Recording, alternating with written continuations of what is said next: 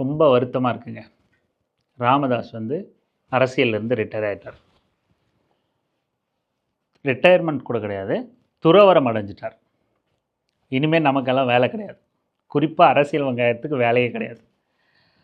ராமதாஸ் அவர்கள் அரசியலில் துறவரம் போயிட்ட பிறகு நம்ம பாட்டாளி மக்கள் கட்சியில் பேச என்ன இருக்குது? அதுக்கப்புறம் நம்ம என்ன உரையாட இருக்குது? நமக்கு வேலையே இல்லை போங்க. துறவரம் மேற்கொண்டுட்டார். மனசு பார்க்கவே ரொம்ப கஷ்டமாக இருந்துச்சு. அதுவும் அவர் ரொம்ப எமோஷ்னல் ஆகிட்டார் அதை அனௌன்ஸ் பண்ணும்போது. கூட இருக்கிறவங்கெல்லாம் ஜாலியாக இருந்தாங்க. குறிப்பாக அன்புமணி ரொம்ப ஜாலியாக இருந்தார். அதை விட ஜாலியோ ஜிம்கானா இவங்க சௌமியா ரொம்ப செழிப்பாக அவங்களோட பிளான் சூப்பராக எக்ஸிக்யூட் ஆகிட்டுருக்கு. அதனால் செழிப்பாக இருக்காங்க. இப்போ நம்ம முதல்ல ரிட்டையர்மெண்ட்டுக்கு வந்துடுவோம். துறவரத்துக்கு வந்துடுவோம். துறவரம் போயிட்டார். இனிமேல் அரசியல் பேச மாட்டேன்ட்டார்.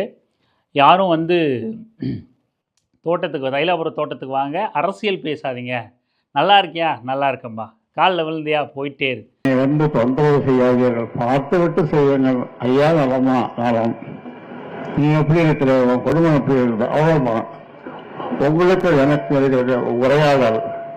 மற்றபடி அரசியல் எதுவும் பேச வேண்டாம். அரசியல் அது எனக்கு தேவையில்லை. ஏனென்றால் நான் இப்போ துறவியாகிட்டேன் இருந்து.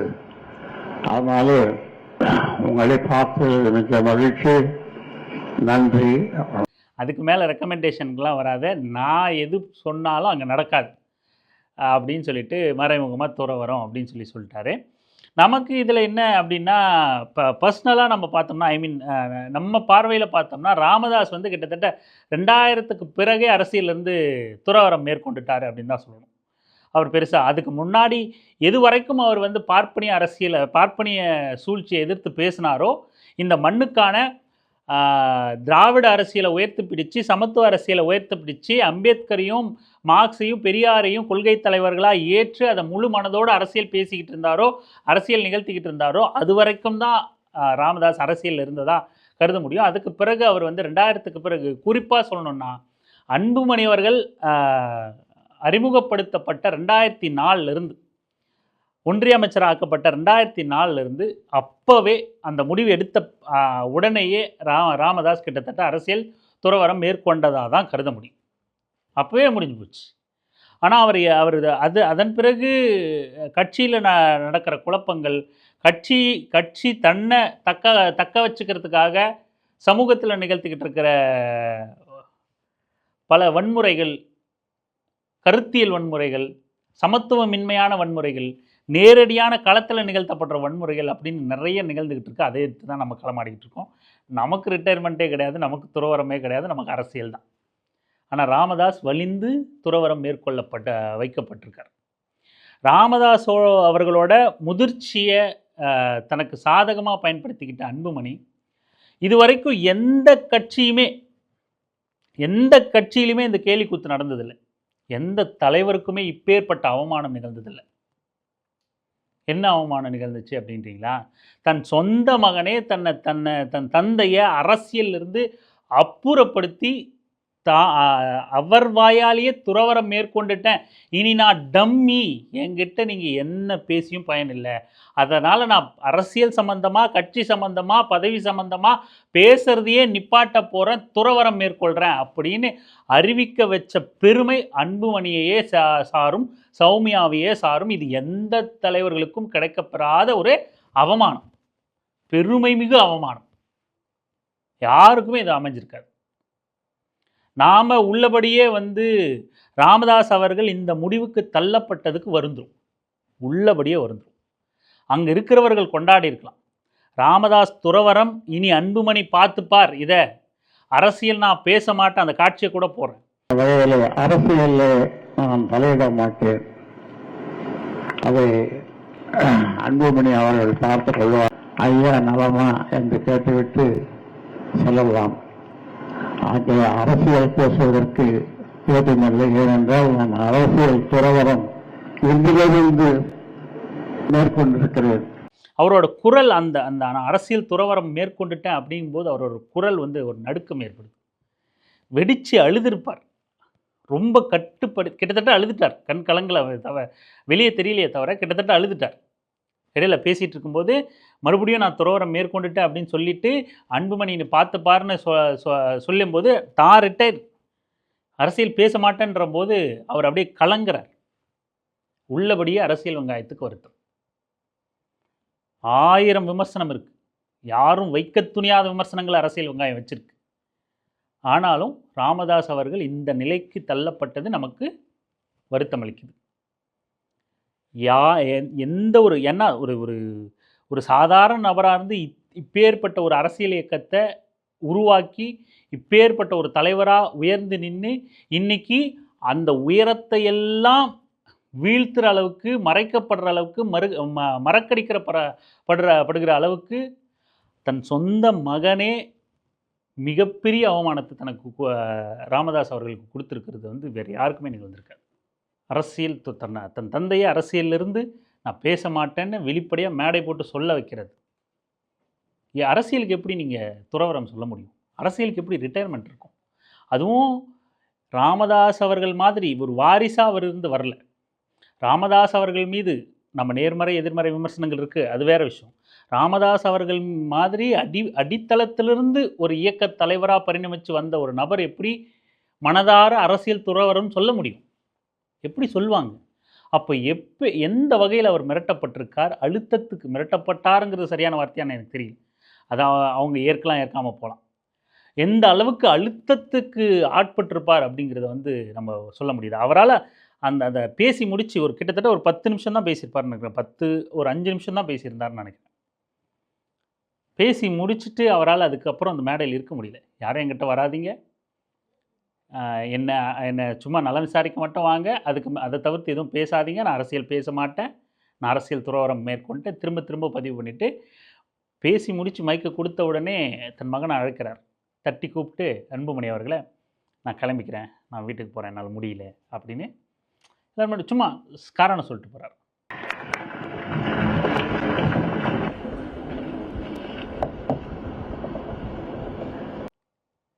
அந்த மேடையை அப்பட்டமாக நமக்கு தெரியுது அவருக்கு உடல்நிலை இயலாமல் இருக்குது, அது வேறு விஷயம், முதுமை அது வேறு விஷயம்.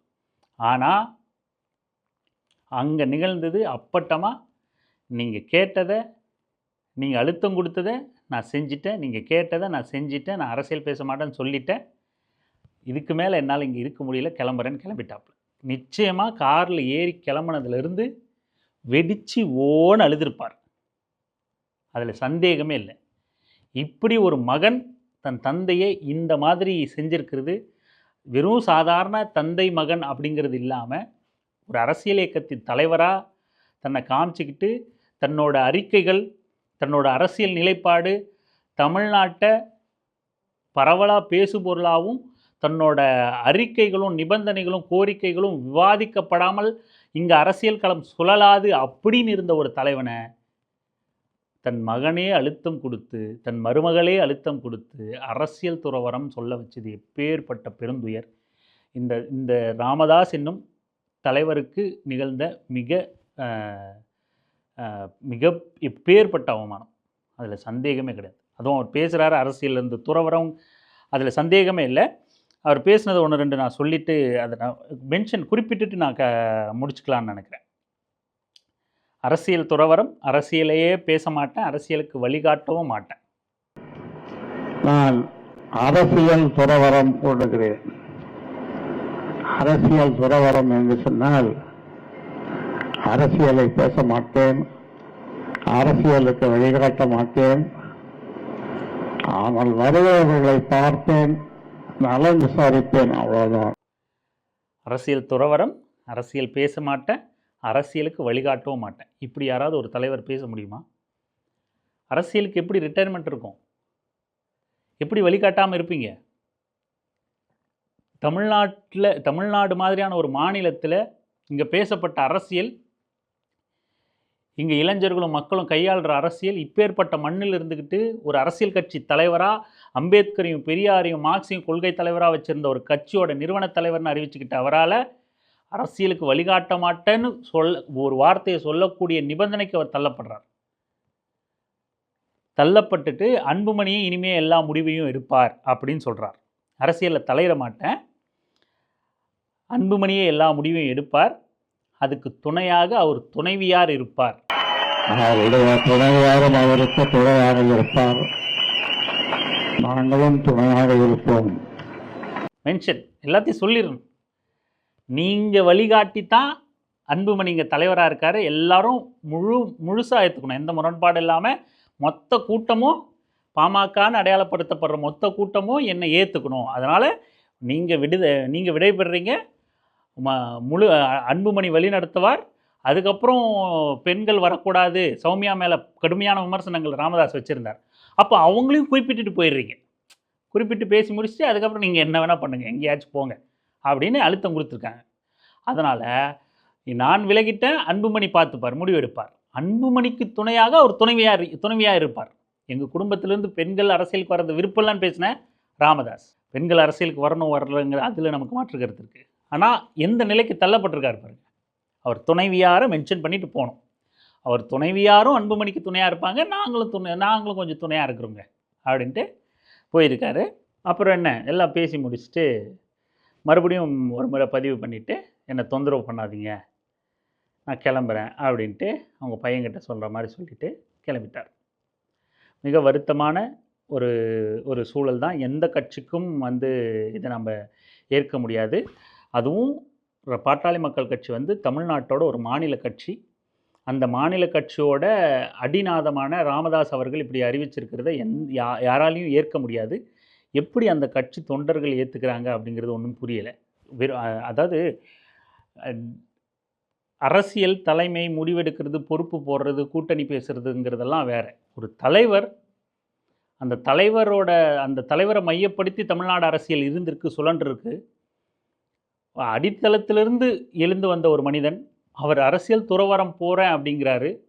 அதை ரொம்ப சாதாரணமாக அவங்க குடும்பம் ஏற்றுக்குது. அவங்க அந்த கட்சியோட அடுத்த தலைவர்னு சொல்லப்படுற அன்புமணியும் அவங்க மனைவியும் ஏற்றுக்கிறாங்க. அந்த கட்சி தொண்டர்களும் அமைதியாக இருக்காங்க. இது என்ன மாதிரியான உளவியல்? இது எப்படி சாதாரணமாக கடந்து போகக்கூடிய விஷயம்? வயதாயிட்டாலே அவ்வளோதானா? அந்த தலைவர் அவ்வளோதான், ரிட்டையர்மெண்ட் ஆக வேண்டியதானா? நம்ம திரும்ப திரும்ப கேட்டுக்கிட்டே ஒரே கேள்வியே சுற்றி வர வேண்டியதாக இருக்குது. எப்படி அரசியலிருந்து நீங்கள் துறவரம் அறிவிக்க முடியும்? எப்படி நான் வழிகாட்ட மாட்டேன்னு சொல்ல முடியும்?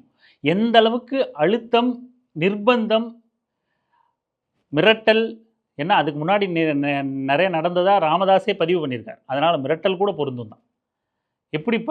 எப்படி ஒரு சூழலுக்கு கொண்டு வந்து மிரட்டி தன்னை சொல்ல வச்சுட்டு மேடையிலேருந்து தன்னோட கடைசி அரசியல் மேடையை, ராமதாஸுக்கு எவ்வளவு குறுகிய அரசியல் மேடையை அன்புமணி, அவரோட மகனான அன்புமணி எவ்வளோ பெரிய பெருமையை பண்ணியிருக்காரு பாருங்கள். இது நமக்கு இந்த செய்தியை கேட்டதுலேருந்து ஒரு மாதிரி உறுத்ததாக தான் இருந்துச்சு. நமக்கே கஷ்டமாக இருந்துச்சு. கடுமையான விமர்சனம் வைக்கிற நமக்கே வருத்தமாக தான் இருந்துச்சு. எனிவே, தொண்டர்கள் தான் முடிவு பண்ணணும். அன்புமணியும் அவங்களோட மனைவி சௌமியாவும் இப்போ செல்கிற பாதை சரியானு. ராமதாஸ் அவர்களுக்கு முன்னாடி ராமதாஸ் சரியாக இருந்தார், கொள்கைவாதியாக இருந்தார், பார்ப்பனியத்தை எதிர்த்தார் அப்படின்னு ஒரு வரலாறு இருக்குது ராமதாஸ் அவர்களுக்கு.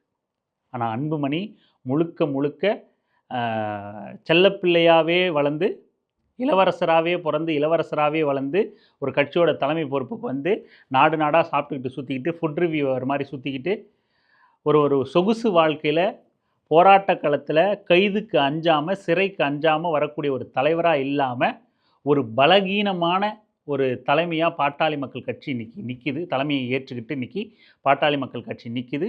அது மிக மோசமான நிலைக்கு பாட்டாளி மக்கள் கட்சி கொண்டு போய் சேர்க்கும்.